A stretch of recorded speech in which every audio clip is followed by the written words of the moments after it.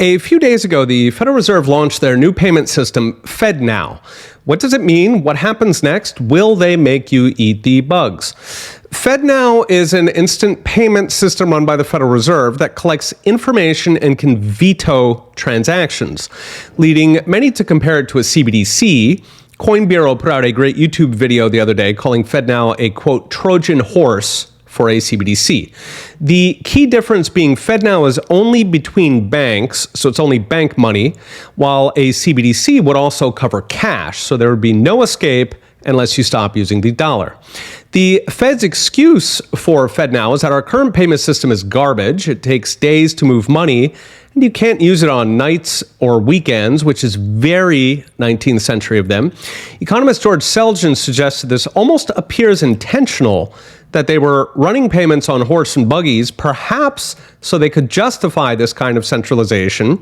So they could have just kept payments open on nights and weekends and called it a day. Of course, they did not do this, since every government failure is an opportunity for yet more control. So FedNow has been in the works for almost a decade, starting with the 2015 Faster Payments Task Force, made up of major banks, payment processors, and retailers like Walmart. In 2019, they announced the actual FedNow project, which is coincidentally right around the time the World Economic Forum announced its 2030 project to force global socialism on humanity, championed by a key player in FedNow, Lael Brainerd. FedNow development continued during the pandemic, with Brainerd herself announcing the features in a webinar: near instant payments, reporting those payments to the government, and the ability to limit or blacklist both accounts and individuals using, Brainerd promised, machine learning. I've mentioned recently the Fed's obsession with so-called friction tech to lock you into a failing bank, and the federal government has long sought a way to make universal basic income easy, since they want to buy votes and permanent parasites do, in fact, vote. FedNow would be a big step to centralizing such control of money.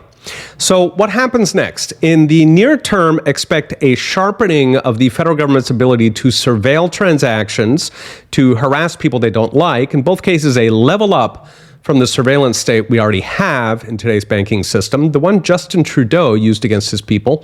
As for freezing you into a bank or universal basic income, both await crises that our ruling clowns obligingly deliver like clockwork. Future bank failures will surface the friction talk, while any jump in unemployment will be the bat signal for the professional activists and media and non-government organizations, which are government funded, to get working on that universal basic income. Governments have spent 50 years building a surveillance panopticon into our financial system, using tax avoidance and terrorism as the go-to excuse. And despite the Fourth Amendment clearly forbidding such dragnet surveillance, absent probable cause of a very specific crime, none of this stuff is popular among voters. CBDCs, for example, regularly score about 80% opposition, but they are obviously incredibly popular for governments seeking control. We could see a revival of the Fourth Amendment in America, but if not, the only way to stop these things is for voters to demand politicians stop it, and for elections to be clean enough that politicians actually listen. Okay, we'll be watching. See you next time.